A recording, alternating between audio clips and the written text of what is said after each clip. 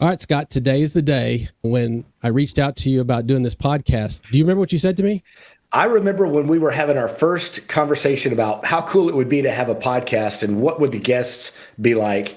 And I remember mentioning this person that I really wanted to have on the podcast. I said, I'd love to interview Brian Duncan because I think he's got some stories to tell. So he's here. He's in the green room. And I just want to make sure that you're ready. And I'm mainly talking about your interview style. Remember when you were doing your movie and Mia Farrow was watching and then you came down off the screen and talked to her? And you were in black and white when you were on the screen, but then when you talked to her, you were in color? Yeah, what about it? You remember that?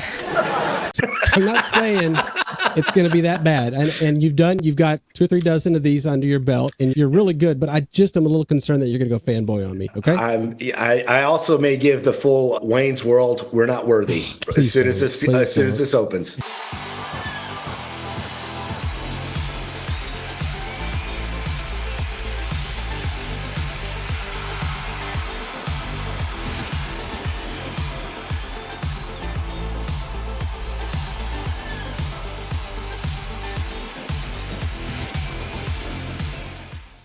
In fact, not to build it up, I'm just going to go ahead and bring our guest today, Brian Duncan, onto the stage. Brian, thank you so much for joining us today. I love clips like that. Those are my favorite things. Stupid clips. Yeah, remember when you did that? Yeah, you were great. Yeah, you were great. Man, welcome. Thank you so much for joining us on the CCM Legacy Cast. My name is Chris Gaines, my co-host Scott Gaulden, and Brian Duncan, the great, the one and only. Absolutely. Brian Duncan, thanks for joining us, buddy. Yeah, it's Brian, good to be here. Thank you. I've got nothing else to do today. Gee, thanks. So Brian, my first question is, how did you get the hair to look like that back in the 90s? What was that all about? Which style are we talking about? Because I changed my hairstyle. It was pretty spiky the last time I saw you. It was real spiky and maybe a little long in the back. Oh, you're talking about they eventually called that a mullet. And yes. That's when I quit. I'm going, okay, it was being compared. I was being compared to Southern pickup truck driver. Yes. Let me just tell you, initially, I got the idea from Howard Jones. You remember that guy? Yeah, absolutely. Yeah. And I liked his vibe. And, when I first started doing solo stuff, I just wanted a wash and wear haircut because we were sleeping in a van all the time. Whatever easy to maintain. Whatever you look like is what you're going to look like. And that's why rock and rollers look sleazy like that. Been sleeping on equipment in the van before the gig.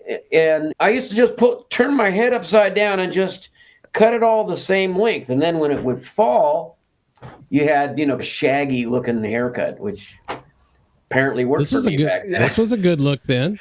This was, what year would this been? 70s? Oh my gosh. I got to tell you that this is the worst picture we ever took. We get out of the van. We're in Costa Mesa, and we've been driving right in that picture.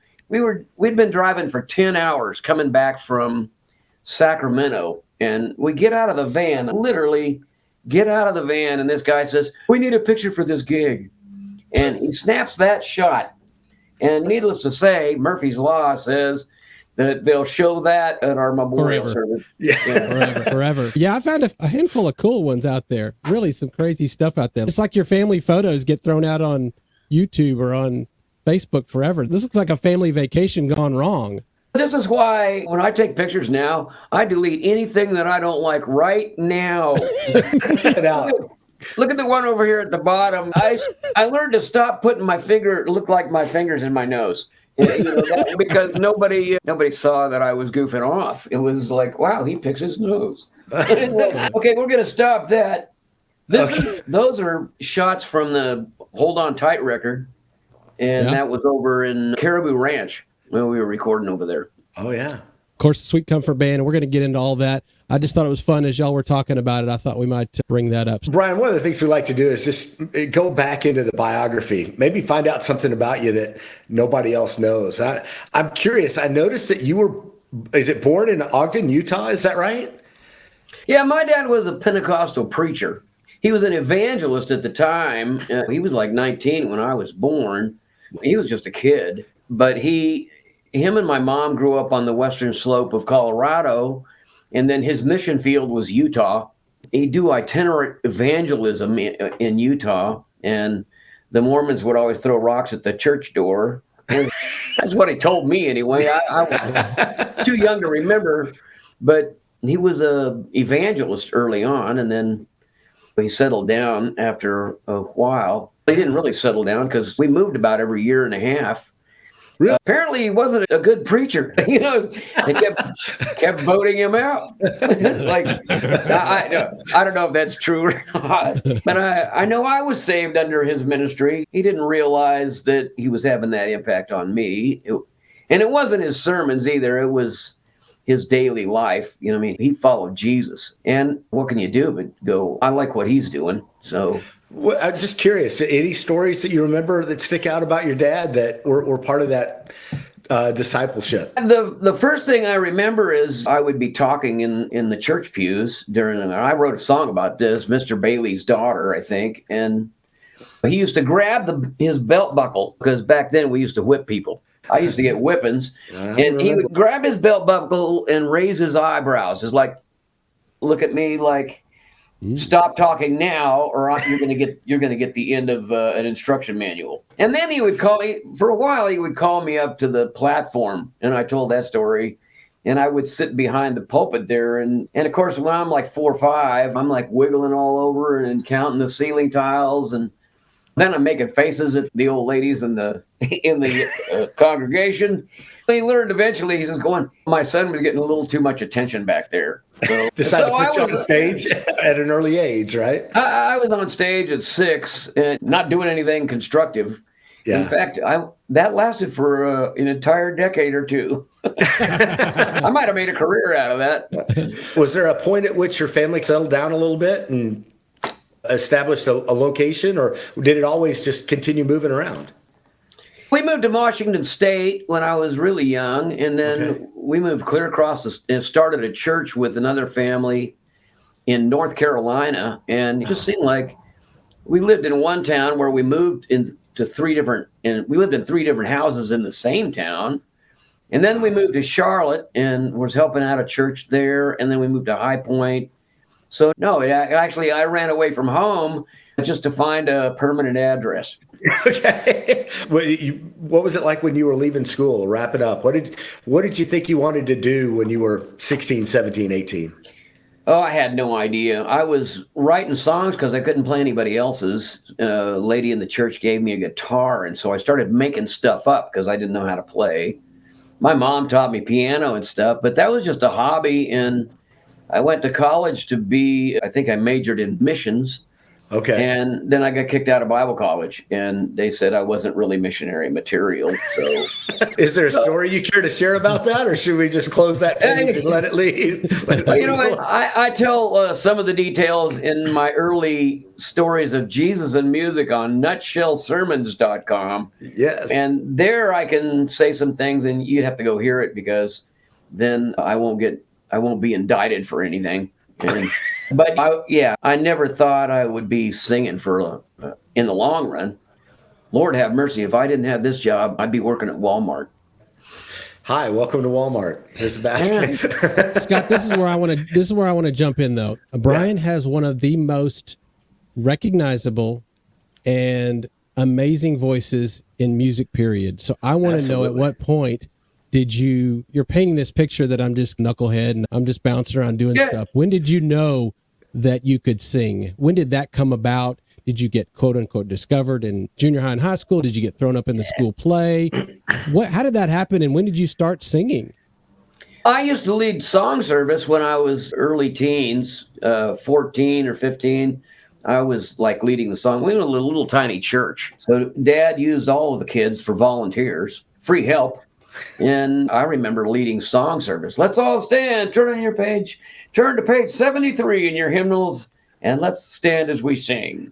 Yes. I was doing that, and one day I came home from high school, and he said he was trying to have a teen talent contest, and he didn't have anybody for the male vocalist category, and he knew I was writing songs in my off time, and so he asked me if I'd just play one of my songs and be in the talent contest. So because I was the only one in the contest, I won. I got a trophy. And it felt good. And then they made me go to the state competition, and I won again. But there was like 6 people in that one, and then I went to the quarterfinals. It was an Assemblies of God teen talent contest for Christ's ambassadors, I think. But then I lost out to a guy that was singing "How Great Is Our God," I think. It was one of those big songs, "For Me." And of course, I sounded like James Taylor at an opera house, and I lost. But by then, I'm going, this would be fun to sing for people. What were your musical influences growing up? What kind of music would you be listening to? My mom played the piano, my dad played guitar, and those instruments were on the stage at church all the time. So my dad taught me how to play bass, so that and all the gospel songs were just around and around. I took piano lessons early on, and Mom had me playing the accordion for a while. That doesn't surprise me at all. No, it was the hand of God that said, no, he's not playing the accordion. I think at some point he diverged. It was either going to be Christian music pioneer or Weird Al Yankovic. That's right. I'm not quite sure. I'm not too far off of Weird Al at this point. Those things are what I remember, just, being around music all the time. My mom and dad sang. They sound like Roy Rogers and Dale Evans. You might have to look them up if you're younger than me. So, What were some of your musical influences growing up? What groups were you listening to, or what music did you find yourself attracted to? My dad was listening to Chet Atkins, and I heard all the gospel songs, but I was listening to James Taylor and some of the early folk groups. But then I gave my life to James Brown. I remember going forward, I think. I just heard him on the radio, and he's like, ow! And he was screaming, and I'm going, wow, that sounds like a Pentecostal preacher right there. Yeah. Except he had a backbeat, And a great horn section. Yeah, I liked it. And so from there, I went from James Brown to Sly and the Family Stone, and then it got funkier from there. I liked soul music. It just had more backbone to it, Did you try to play that in the things that you were playing early on, or was it later in life that you went back to it? Early on, you just play what you can play, and if you're going to do funk music, you got to have a band, and I seldom had that. I was just a strummer. I sit there and strum the guitar, and happy trails to you. I didn't really think, wow, I'm going to be like these people, or I'm going to be like those. I just sang what I sang and did what I did. And even in the band, when I got out to California, in the Sweet Comfort band, the bass player liked heavy Moby Grape and groups like that, or Mountain. And the guitar player liked jazz, soul kind of stuff. I liked R&B soul. And the drummer liked Orleans and Crosby, Stills, Nash. It was a mismatch. It was all mixed up. Even if I brought a song the way I would do it, by the time the band finished massacring it, then we had a different sound. So how did you get to California? What brought you to California? How did you get involved in that early kind of Jesus music movement? I got kicked out of Bible college in Florida. And my cousin lived in California. She was going to Southern California College. It was a Christian school, Assemblies of God Christian school. And she said, man, you ought to come out here because you can do anything you want out here and nobody cares. And then I saw an advertisement for a group called Love Song. And all I saw was the back of, I hadn't even heard their music yet. And I saw the back of Tommy Coombs' head. He has this curly, long hair. He had a guitar on his back. And I thought, that's where I ought to be. So I literally came out because of them. And I eventually, before I got the Sweet Comfort Band started, I was helping them set up at the tent at Calvary Chapel in the Jesus Movement days, early. Yeah. 1972. Wow. You're not the first roadie to make it big. We've interviewed a few folks that started out as roadies. I'm back to being my own roadie now. Yeah. What goes around comes around. Yeah. So let me ask you, back on the Jesus Revolution movie, did you see it and did you feel like it was pretty accurate? Did you have some deja vu, or was it like, nah, that's not what it was like at all? It's one man's story. And there was a lot of things that they included that were clearly a couple of years before I got there. They were talking about 1970, 71.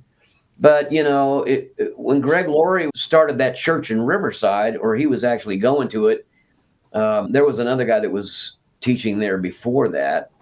I would hitch a ride with Greg Laurie to go up to the church, and I would rehearse with a new group we were going to call Sweet Comfort.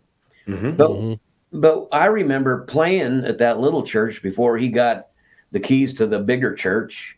And Sweet Comfort Band was playing from the very beginning of the new Calvary Chapel of Riverside. And of course, we weren't mentioned at all. But he didn't mention anybody that was on staff either. But he had the budget, so I guess he gets to tell the story. The only thing that really bothered me about the movie was the only band that they mentioned really was Love Song, I think, in that movie. And you got to know, I figured there was like 35 to 50 bands and singers that would come through Calvary Chapel of Riverside, not full-blown bands and really good. And none of that was mentioned, but it was like, that was what drew the big crowds. It wasn't somebody preaching that was drawing the crowds. It was music. It was the music that was drawing them. And when we first started in the Sweet Comfort Band, we probably played every high school and college on their campuses within 100 miles of that place. It didn't talk about it. I guess it didn't seem like part of the revolution, the Jesus revolution. But we talk about this we focus a lot on that period in time of contemporary Christian music, that kind of that early 80s all the way through the 90s, that golden age where we went through so many things. It wasn't really the Jesus movement, although there was a foundation. And so what we know is it takes a ton of people to get something like that going. And there's so much underswell. It's not as simple as one church, one guy, one band, one whatever. There was so much going on up and down in there. One of the reasons, too, that I started my own, on my podcast, it's called nutshellsermons.com. Every Thursday, I tell a little bit more of my story, Jesus and music in the 70s. That's where I started. And I play you songs from groups that I thought were incredible that kind of fell by the wayside. Road Home, Psalm 150. Besides Love Song, it was Children of the Day and Blessed Hope and Parable and Daniel Amos. Just a whole lot of bands. I didn't play all of them. I just played some of them that died too soon or moved on too soon. And then I just started playing my own stuff because I was running into the same problem that you do. You can't play somebody else's record on a podcast without paying for it. You might look over on the screen there. I've got your look at there. Pulled up. So there this they is are. Great. If you haven't checked this out, man, this is a great. See, that's about the Slow Revival tour and the record. And I'm speaking Spanish. I did a Spanish record, and I'm just going through the stories in order. That's awesome. But you'll have to start back sometime last year at Jesus and Music to get me talking about meeting the Love Song, and I tell the story about driving across the country to California and the band that I started in Florida that was not endorsed by the Christian school. I started in 1969, my junior year of high school. So you can hear all those stories on Jesus and Music. Okay, I got a question, Brian. Just about every musician's got a side gig while they're trying to get to the point where they earn a living. What were some of the things you did as a side gig to try to keep the money flowing? You mind sharing that? Sure. When I first started with the Sweet Comfort Band, I moved to Riverside, and Rick did construction work, and we painted. So I painted houses, got to be a pretty good painter. And then eventually I also sold my blood. You could get $14 a week if you came twice a week and had them stick a hole in your arm. And I've got tracks in my arms from those days from selling my blood plasma. Wow. That was my gas money. And I lived in a garage behind a piano. And then I started laying carpet. I didn't lay the carpet myself. I did all of the grunt work around it. Sweep the floor and get it ready. And Well, Brian, Scott actually owns a remodeling and flooring company. So if you need some extra cash, he has really had a hard time finding trades. Help is hard to find. Brian. I used to love carpeting because, covers up the cracks in the concrete. Very forgiving. I covered a multitude of sins. Scott, that is not what, when I was doing pre-show notes, I did not have that on the list at all. Wow, that's crazy. Okay.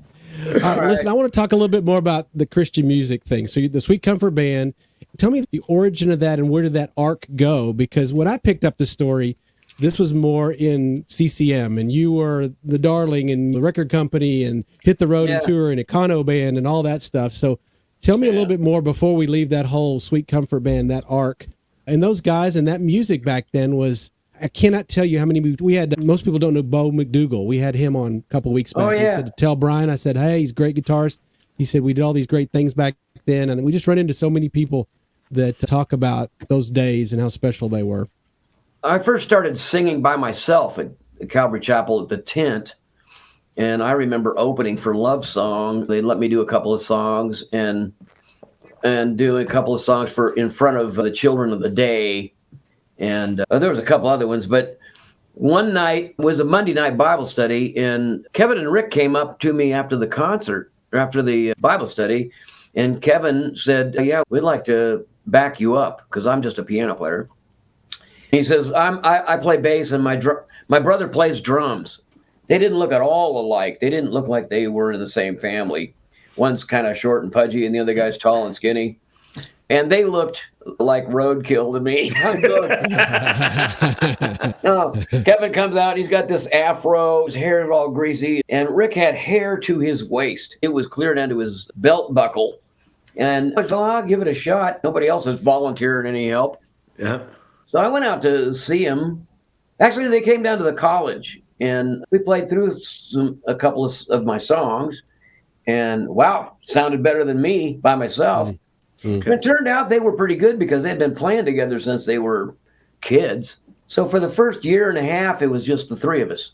What a motley crew we were. We could have taken that name. And I lived in Rick's garage behind the piano. Wow. Out in Riverside. And that's when we started doing high schools at Calvary Chapel of Riverside. That's part of the Jesus Movement movie.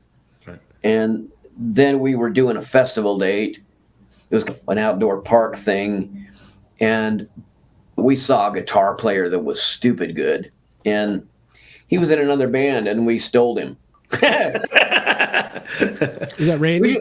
Yeah, Randy Thomas. He was playing in a group called Sunrise, and he'd played a little bit in another group that I really liked called Psalm 150, and they were both from San Bernardino, which is, out where the Hells Angels started. But we had him play on a couple of things, and he still swears to this day that he never joined the band.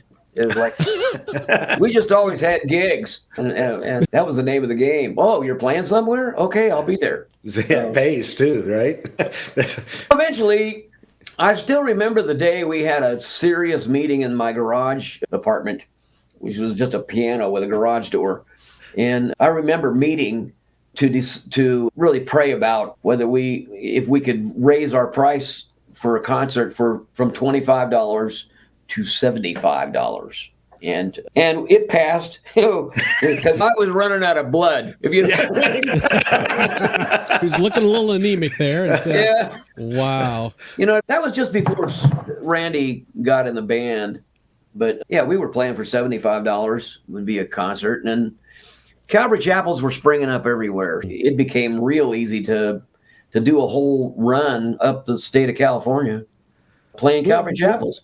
Okay. I was going to say, were there churches, or were you playing? There weren't clubs. We didn't play a lot of church. Right? No, we weren't playing clubs either. We were playing Calvary Chapels. We were playing in the park. Played a lot of parks, and we played a lot of high schools. Back then, you could just go sit up on a high school campus and play at lunchtime. That would never happen today. No. Oh, wow. Those were the days.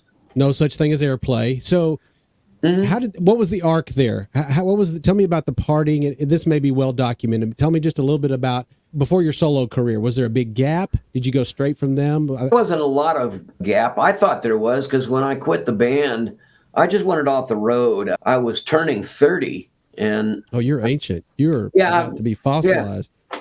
I'm married. I've got a kid coming, and I'm making $200 a week. And even at the highlight of Sweet Comfort Band, we blew up a lot of PA systems and just poorly managed financially. And so I just wanted to quit. I just wanted off the road. I got tired of being gone all the time. And so I quit, and I got a job with a concrete contractor.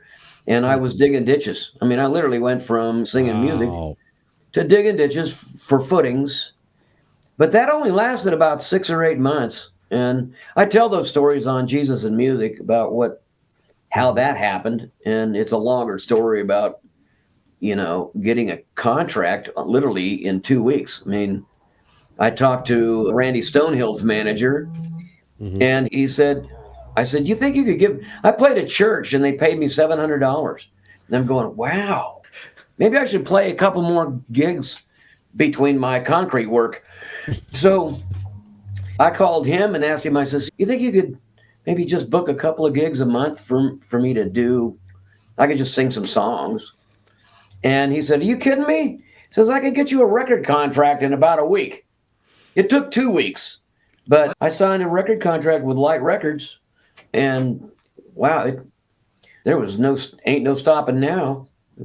It just took off after that.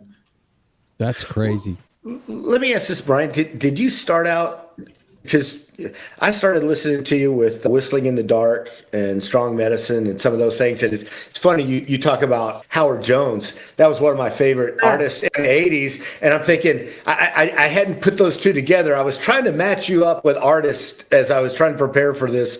I was like, okay, what artist was Brian? What were the influences and things like that? Oh, yeah, man. It hadn't even crossed my mind, Howard Jones. And I think that's like the perfect match. You know what? There was also, I loved Ambrosia, too. They were. Yeah. That's how much I feel. Yeah. Feel for you, baby. That was really nice. In fact, he wound up singing on my records. The singer from that group. Eventually, I would get him to sing on my records.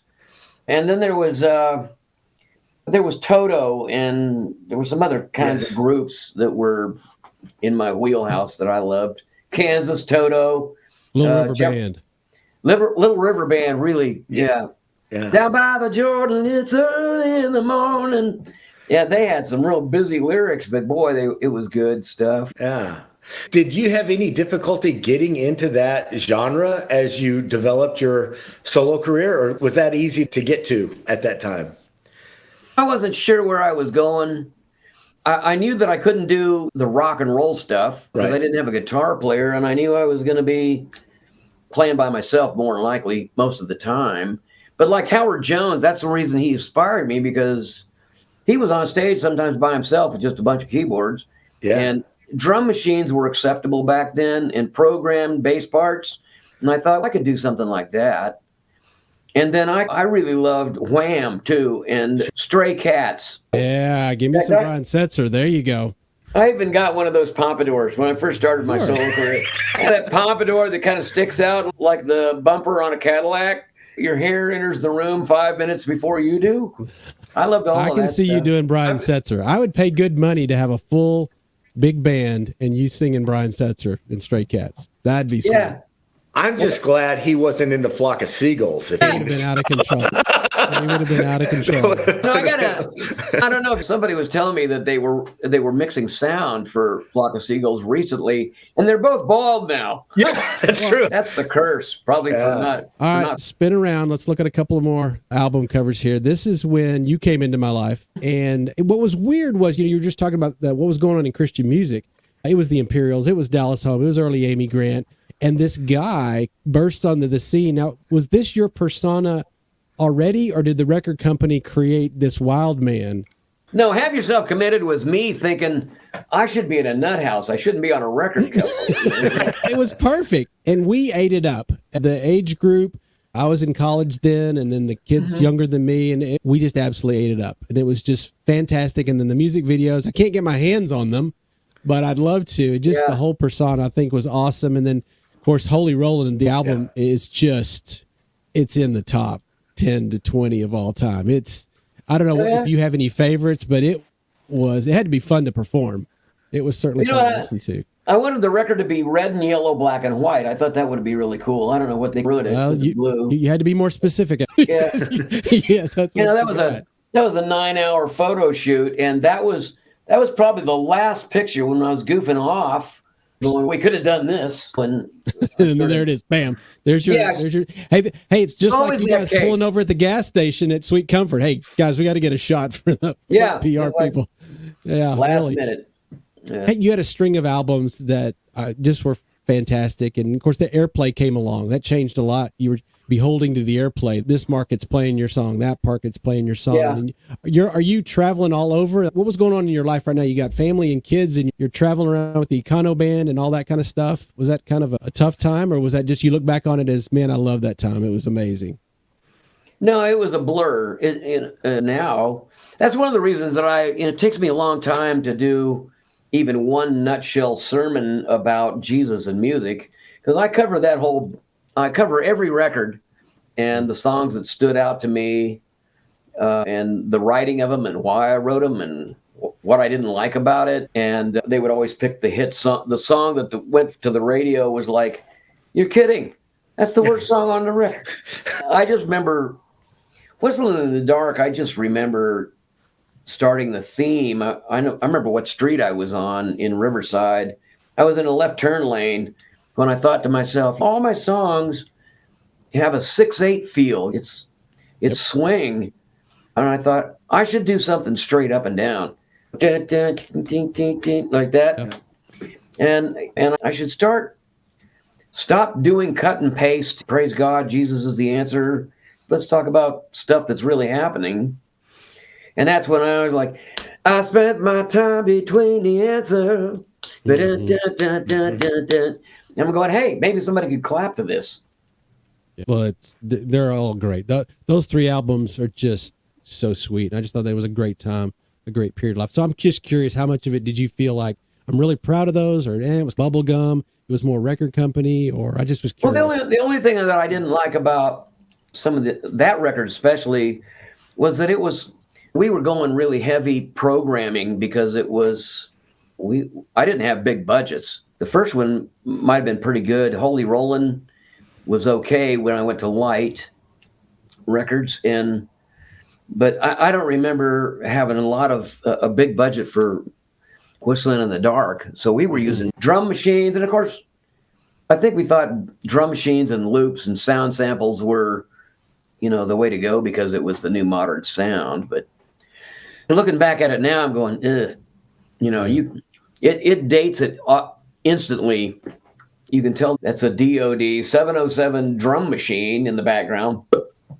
No, I went back eventually when I could afford to real sounds, and because it just sounds timeless. A drum is always going to sound like a drum, and a synthesizer is never going to quite cut it.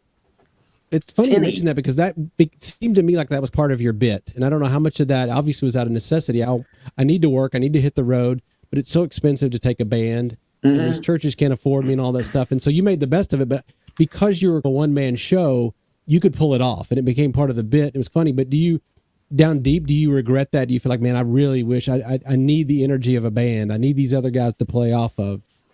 I don't know. I love that. I love the energy of a band. It's 2 different things altogether. I feel more pressure to be active on stage and move around. And there was parts of being in a band, being the front guy in a band, that a lot of times I felt like the dancing bear. This is like, and even now I'm looking at what I like to do now, man. I just play a piano and, here, let me just sing you this little song. And the words are everything. And if that song doesn't grab you by the face, I don't want to try to show off with my voice, or I don't want to do backflips for you, or put 5 earrings in my nose, or the things that people do to get attention in music. I'm just over that. Well, Brian, I'm curious if you could tell us a little bit about how you go about creating your songs. What's your creative process like? And I'm sure it's different for every song, but just in general, what's it like? There's a process? Crap, somebody should have told me that. That would have come in handy back in 1985. I'm 70 now. Could you have told it when I was 30? Okay. I write songs in the car. I remember going to the studio, and I was driving too fast, too. Joy is a singable thing. And it was me driving on the freeway too fast, and I got an award for that, too. It was like a fast driving award. And sometimes I'll play the piano. If I can find a chord structure that's really unique. Right. Usually the fat jazz chords lend themselves to more melodic directions than a straight thing.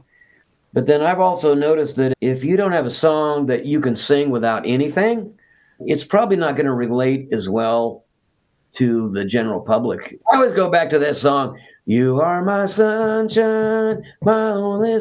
Remember that? Yep. Way back, it was a huge song, and it takes nothing. You don't forget it. It's timeless. So speaking of timeless, a song like "Love You With My Life," do you still enjoy singing that? Because to me, that's one of those songs where it's you and the piano, and it's the lyrics, and it's the sound, and it's just timeless to me. Oh, "Love You With My Life"? Oh. Yeah. I wrote that when I was 19. Really? And I'm still doing it. I probably every concert I do, every church service, the church that I was playing at for the last few years, they had me play it for communion every Sunday. So, wow. Yeah, that song never goes away. And my wife still cries. If I start playing that, she'll just start weeping because you never get tired of it. Sometimes you lose track of the fact that Jesus loves you. It's the easiest part to take for granted after a while. It doesn't really hit you like a ton of bricks. And I think when you hear it and you feel it all of a sudden, there's nothing like that. And after all these years, I get kind of used to everything. And it rekindles something every time you sing, "I love you with my life." It's a commitment. Let me ask this, Brian. I think, especially in contemporary, especially in praise music today, everything's about how great God is. Every lyric is just, it's praise music, right? Mm-hmm. But it seems to me like the songs that get me are the ones that talk about the struggle. When you're maybe in a dark spot, when you read the Psalms of David, when he's just really struggling with God and begging for answers, trying to figure things out. Mm-hmm. That's every record I've ever done. My songs have been a diary of my faith. Most of my songs are coming from a place of distance where I understand that there's a distance between me and God most of the time. And some of it's my fault. I just wander off. That's all. And that's why, eventually, churches held you suspect if you said love takes time. Or have you ever been lied to, thought to be something that you just can't be? They don't want to hear that because, we got to put a happy face on everything that's out there sometimes. Yeah. There's still a marketing about getting people to come to your church. And I don't know where you draw the line on that, really. I think it was well-meaning. Sometimes it gets completely out of bounds. One of the things that Scott and I talk a lot about is, although we absolutely love the worship movement and it takes us to the throne, when life hits you on Monday and you have a hard time relating, you're looking for that authenticity. And I think what was so great about a lot of the songs that you brought to us and what we're talking about now, and that's the benefit that comes through the suffering.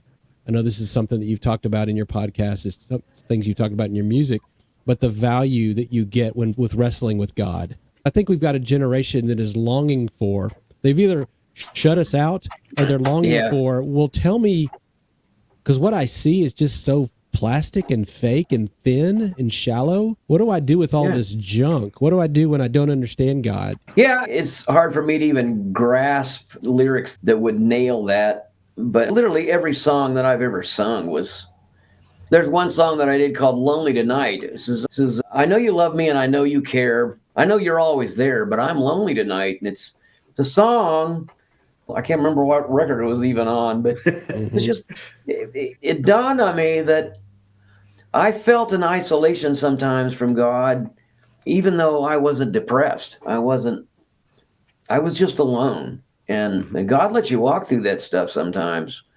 That's as close as I can get to one of the many songs that started. Oh, there's a song that I love. One of my favorite ones. It's off of the Conversations record. It goes, I spoke to God and told him, don't think I'm going to make it. Keep falling down and breaking everything around me grounded. Just when I find what I think is going to make me happy, start to unwind like another ball of string. That's off of. That's great. Yeah, the song's called Little Bit at a Time. I wrote that with Phil Kaye, by the way. Did you find yourself dealing with expectations? A lot of the folks we talked to have had to deal with I'm up on the stage. I'm supposed to be this great Christian guy. I have what I have. I have a song. I have a voice. I'm just like you. But to put me up there and ask me to preach or ask me to get super deep or I'm going to let you down, all that stuff. Did you go through any of that? And was that a tough time at all that you're like, hey, I'm not your pastor. In fact, I'm going to let you down. That was the whole point of Love Takes Time. Have you ever been thought to be someone you just can't be? Where's the love? Yeah, I went through a huge lot of that. Slow Revival was about coming back after counseling and realizing, wow, I got completely off the rails and I needed to figure something out. I remember Amy Grant telling me once that says sometimes you just have to trust your song. Once the song is written, just sing the song because you can't put yourself in the same place all the time. I like that. Brian, one of the things we like to talk about is how we finish strong. That's what kind of legacy do we want to be remembered by? One of these days when we're gone, we're hoping that we've left something behind that our family or friends can hold on to. I'm curious, have you thought about that? And what is it you hope to be remembered? What is it you hope people remember about you?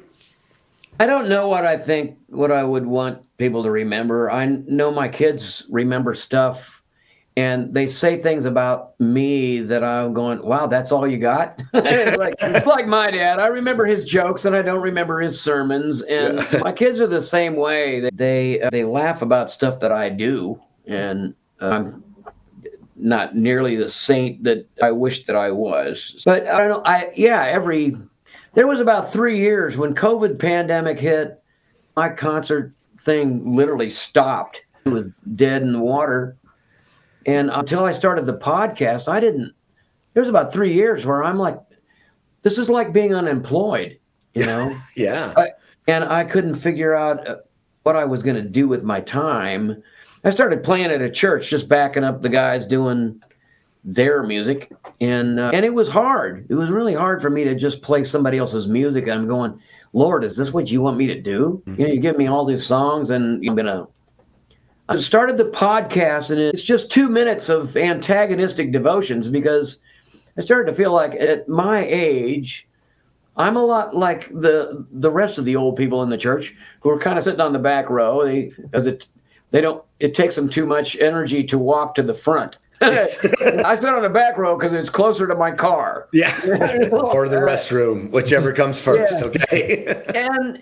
and there's almost a disenfranchisement in church. You start to realize that you're not the active set that they want to be cutting edge. Most churches really push how young and vibrant they are. We're a vibrant church. So that kind of leaves some of us old people on the back row. Yes.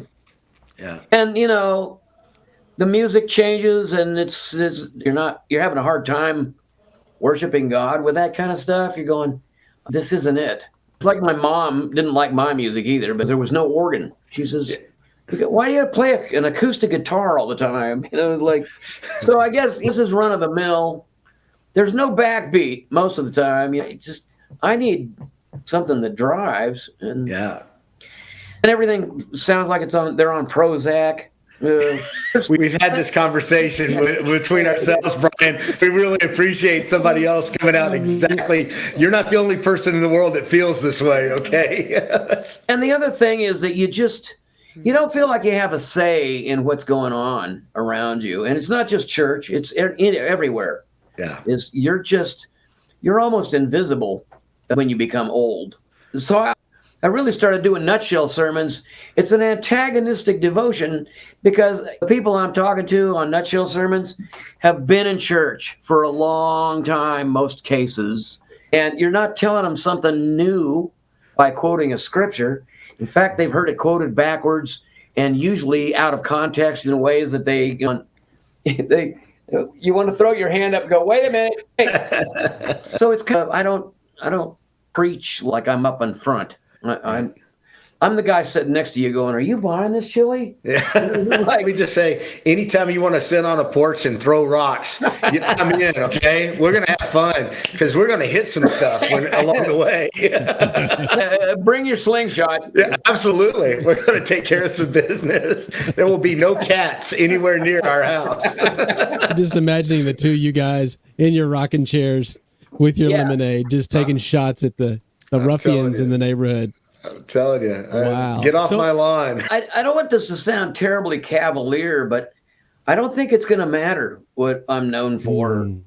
Because, I notice even some of the biggest names in rock and roll history, they pass away and there's this hoopla for about a month and a half. And then, and we're on to Taylor Swift, for God's sake. And nobody's talking about Michael Jackson anymore. It's like, why do I worry about how I'm going to be remembered? I'm just hoping that I have given my life to the promise that Jesus said that I would not perish, but have everlasting life. So I don't need to leave a memory behind me because I'm going to still be here in eternity. And that's my biggest hope, is that all of this has not been for nothing, and that this is just a stepping stone into eternal life. And it's clearly something I can't see. Yeah. I don't think how I'm remembered is going to matter a lot. Yeah. Just know this, you've had a great influence on a lot of lives, Brian, and it's much appreciated. I don't know if you get to hear that very often, but it really is appreciated. It came along at a time in my life where it really helped me along, and I could say that my daughters are who they are today because they listened to a lot of contemporary Christian music when they were growing up, and had a big impact on who they are. So for the impact. Yeah, thank you. We're sojourners on the same path. And if I can encourage the people around me to walk a little straighter, or maybe they can help me walk a little straighter, that's why we're here. I don't take it lightly that I've been able to encourage other people. It's a smaller audience these days. I'm singing at a lot of funerals. But yeah, I just look forward to seeing something bigger than this. And not necessarily that I would be remembered as something, because I don't think you're even going to be looking at me in heaven. Just think all the attention's going to be directed at God, and they're just going to be dumbfounded. I just imagine that heaven's going to be dumbfounding, and you're going to look like a slack-jawed Gomer. Yeah. The whole time. You want to tell us a little bit about some of your projects and what you've got going on, so that if anybody else is listening to this, they'll know where to go and find you? I'm just doing nutshellsermons.com, and then I do prayers you won't hear in church. Yes. It's usually on Mondays because they're funny. They're just funny. Dear God, I need you to kill someone. Yeah, these are prayers you won't hear in church. We're putting that out in a Kindle format here pretty quick. And if you keep in touch with me on Twitter, I'm on Twitter every day at Lunatic Friend and the number 2. Okay. All right. It's not even Twitter now. I'm on X. You're on X now. And then, and of course, on Thursdays, I'm telling stories of Jesus and music, and I'm covering my whole career and why I wrote songs and what they meant. And I'm going to release some songs here pretty soon I call them songs that didn't make the last record. And some of them are Christian songs, but when there's no editor in the room saying, well, you need a scriptural background for this. I've written some other songs that are tearjerkers. I wrote one about my granddaughters it's just about watching her grow up, and goes, walking with a 3-year-old. Sometimes she holds my hand, but mostly her adventures are where I prefer to stand. The whole song is real touching at the end, and it'll choke you up. It just goes, She starts her prayers with God is good, and she ends with yay, amen. Nice. It says, pretty soon, your childhood I will miss when we were doing nothing more than being here for this. It's not really a Christian song, but it's something that I wrote for my grandkids, and you can hear a little wider spectrum of songs I've written. Sounds a little bit like Butterfly Kisses, and that one causes me to bust up every time I hear it. So that's good. Yeah, I sang on that record. Did you really? I didn't sing on that song. I was on that record, though, That album. with Bob. He was broke. He was absolutely broke when he asked me to sing on it. And he told me he asked me if I would sing on his record and help him sell a couple more records. And I'm going, okay. So we traded labor. I said, well, I got a day off here, and we recorded whatever song it was. Can't remember what it was now. It's on the record. But we recorded a song in a hotel room on my tour, and he flew in and did it. And then the next thing I know, he's sold like 6 million records. And in fact, he's in the background here somewhere. Yeah. There it is. See that one up there? There it is. Wait a minute. How do I get my finger up there? The one in the back. One on the top there. Yeah, right there. There it is. There it is. I can see it. Yeah. Yeah. So he owes you big time, because really it was you that sent that into orbit. Obviously, if you, he owes you big time. Yeah, I'm sure it was my influence. I listened to that podcast, Chris, and he makes a beautiful point of, in Christian music, you better be nice to the people on your way up, because you never know who you're going to be opening for. That's right. In a couple of years, while Brian was on his way up, the next thing he knows is he's opening for Bob Carlyle, right? So the tables turn on a regular basis. They turn quickly. He also has a great story about, sorry to say this, Brian, but one of my favorite songwriters, James Pankow from Chicago. You have a nice story to say about him, and obviously he's maybe not one of your favorites, but a little funny story there. So if you want to go there to listen to that, it's a great story. It's funny to listen to. We tend to like people that like us back. Yeah. You know, think about it, everybody that is liked you like them because, well, they liked you. Yes.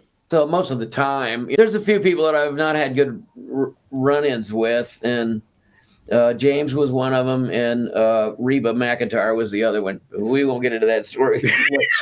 I will say this, Brian, you got to promise us that maybe sometime you'll come back when we actually make it really big on our podcast. We'd love to hear some more of these. We've certainly enjoyed the time together. It's been just thanks awesome. for having me on. This has been too fun. And I'm going to go get a peanut butter and jelly sandwich. I hope I didn't do too much hero worshiping, but you really have had a great impact on my life, and I just want to thank you for that. It's great to get a chance to say that to you personally. Thank you so much. Let's not be strangers in the future, and I wish nothing but the best for your podcast. Thank you. It's fun. I like yours mine. too. Well, good. Love We it. want people to go check you out, and thank you again so much, Brian. We will see you down the road, my friend. Okay. Da da da da da da da da da.